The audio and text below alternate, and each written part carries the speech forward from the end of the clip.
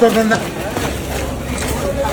করবেন না, কোর্টের অর্ডার করবেন না। ভাই তো দিকে আসছে, আর কিছু করার নেই। আলোচনা করবেন না কেউ।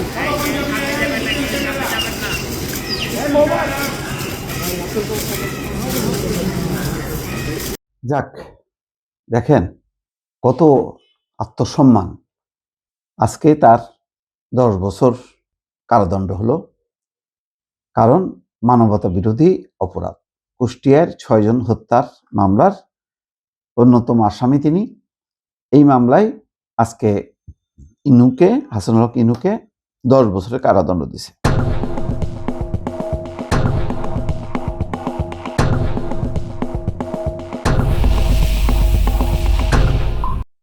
আদালত তার সরাসরি হত্যার সম্পৃক্ততা পায়নি, কিন্তু তিনি উস্কানি দিয়েছেন, ইন্ধন দিয়েছেন, সমর্থন দিয়েছেন।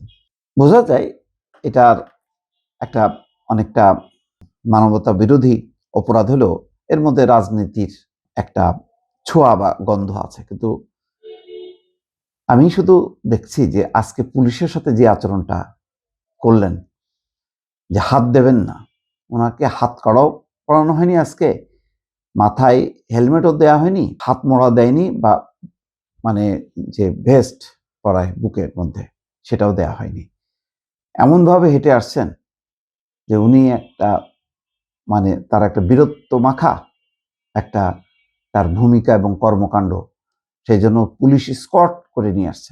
উনি আসামি না, এই জন্য পুলিশ তাকে হাত ধরছে সেটাও ধরতে পারবে না। তো এইগুলি সম্ভব হচ্ছে কারণ তিনি হয়তো ভুলে গেছেন যে বিগত 15 বছরে শেখ হাসিনার পুলিশ বাহিনী আসামিদের সঙ্গে, রাজনৈতিক বন্দীদের সঙ্গে কেমন আচরণ করত, তাদেরকে কি পরিমাণ নির্যাতন করত, কি পরিমাণ পুলিশ এবং আইন শৃঙ্খলা বাহিনীর হাতে রাজনৈতিক নেতারা, কর্মীরা গুম খুন হয়েছে, অত্যাচার নির্যাতন হয়েছে। তখন সাহস হতো না পুলিশকে এইভাবে ঝাড়ি দিতে। আজকে তিনি ঝাড়ি দিচ্ছেন এবং কি কারাগারে লাল বই নীল বই রাখছেন, কে কেমন আচরণ করছে এগুলো আবার লিখেও রাখছেন, সে কথাও তিনি বলছেন।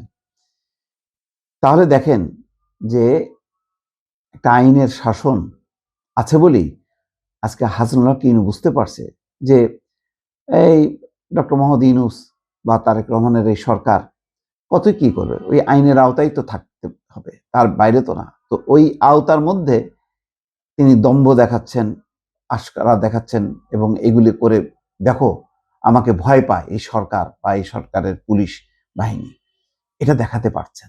পার্থক্যটা এটাই, তিনি নিজে বুঝুক যে আজকে দণ্ডিত হয়েও, শেখ হাসিনার এই অপশাসনের সঙ্গী হয়েও আজকে পুলিশকে যেভাবে ঝাড়ি মারতে পারছে, এই শাসন ব্যবস্থার সাথে তিনি যে 15 বছরে যে দুঃশাসন অপশাসন একটা শ্বাসরুদ্ধকর শাসনের মধ্যে অতিবাহিত করেছেন এবং তার পুরোটা সময় জুড়ে তাদের সঙ্গেই থেকেছেন। যদিও আমি বলবো না যে হাসানুল হক ইনু 15 বছরের অন্তত 5টা বছরও মন্ত্রী থাকতে পেরেছেন, তাও না।